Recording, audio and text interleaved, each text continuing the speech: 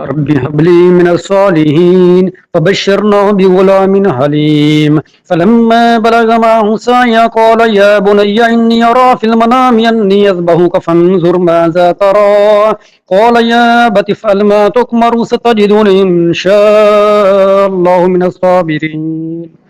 فلما أسلم وتله للجبين وناديناه يا إبراهيم قد صدقت الرؤيا إن كذلك نجزي المحسنين إن هذا لهو البلاء المبين وفديناه بذبح عظيم وتركنا عليه في الآخرين سلام على إبراهيم كذلك نجزي المحسنين إنه من عبادنا المؤمنين وبشرناه بإسحاق نبيا من الصالحين وباركنا عليه وعلى إسحاق ومن ذريتهما محسن وظالم لنفسه مبين